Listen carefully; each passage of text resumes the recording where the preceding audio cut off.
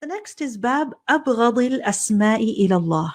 The name which Allah subhanahu wa ta'ala most hates. Abghad. Abghad meaning most hated of all names to Allah subhanahu wa ta'ala.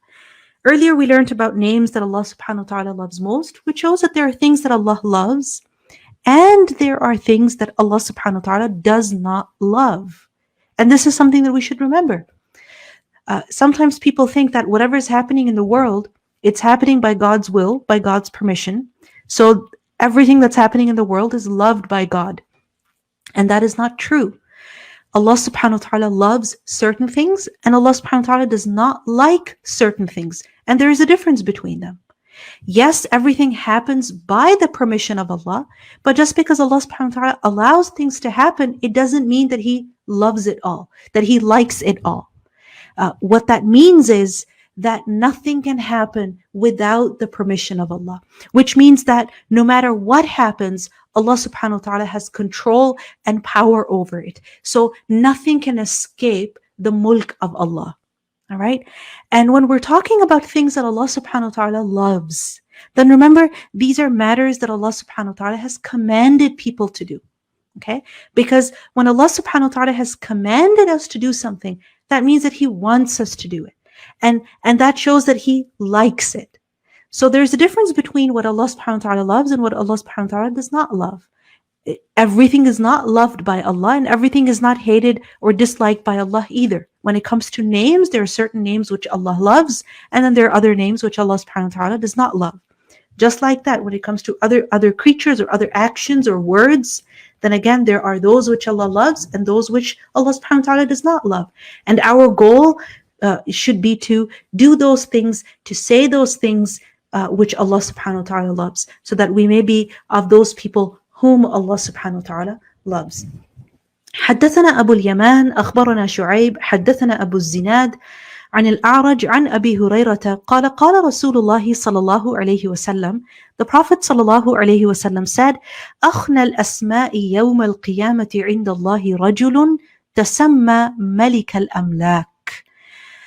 أخنى الأسماء يوم القيامة, the most hated or lowest of names on the day of judgment near Allah subhanahu wa ta'ala will be of a man whose name is Malik al-Amlak. Malik al-Amlak means the king of kings.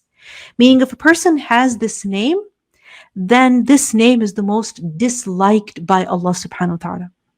And such a person will be of the lowest of the low on the day of judgment. Let's look at the next hadith and then we'll discuss why such a name is disliked by Allah. حدثنا علي بن عبد الله حدثنا سفيان عن أبي الزناد عن الأعرج عن أبي هريرة رواية قال أخنع اسم عند الله وقال سفيان غير مرة أخنع الأسماء عند الله. Two slightly different variations. Imam Bukhari makes them clear. In one version is أخنع اسم, the most disliked name. And in another version, it is أخنع الأسماء, the most disliked of all names. Near Allah is رجل تسمى بملك الأملاك, is that of a man who calls himself ملك الأملاك, the king of kings. قال سفيان يقول غيره تفسيره شاهان شاه. And someone interpreted this as Shahan Shah, which is in Persian. So king of kings. Meaning in any language, a name which gives this meaning, king of kings, if a person has this name, then this is something that is hated to Allah subhanahu wa ta'ala. Why? Because giving a name like this means what? That a person is trying to elevate themselves, right? And they're seeking glory. That I am the king of kings, the highest of the high, meaning I am the best of all. And this is fake glory. I mean, this is not real glory. And the reality is that if someone has a name like this, then such a person will be the lowest of the low on the day of judgment. Because you see the word akhnar. Akhnar means the most humiliated. Okay? The most humiliated. You need the most lowest, base, and weakest. All right? It's the opposite, the exact opposite of nobility and honor. Okay? So, and we see that when a person tries to exalt themselves, then that is when they are brought low. And when a person lowers themselves, that is where they're brought high. right? We learn that the arrogant will be like ants on the day of judgment. And if a person has that pride in themselves that I am better, right? I am the best, right? I am I am more rich.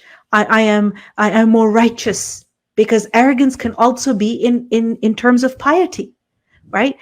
Or in terms of one's physical form. So Iblis, he said, "Ana khayrun minhu." I am better than Adam. And what happened to Iblis when he showed that arrogance?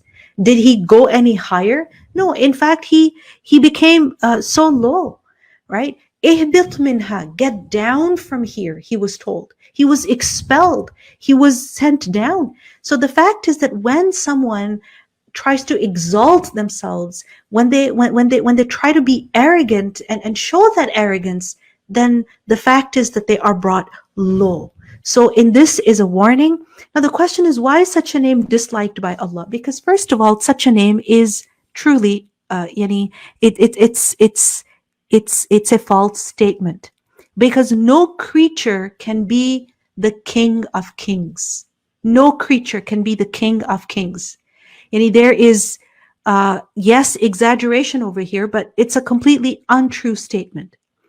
No matter how much power a human being has, they can never truly be be the king of kings, the leader of all leaders. Why? Because Allah subhanahu wa ta'ala is above them, right? And the fact is that the power, the kingship, the authority, the wealth that people have is limited in its scope. It is not absolute. So saying King of Kings is trying to show that, someone has absolute authority and power. And that is untrue. And this is why this is a name or a title that does not befit people. It only befits Allah. And so giving a name like this is a way of associating partners with Allah, associating equals with Allah, because only He is the King of Kings, right? Only He is the Lord of all.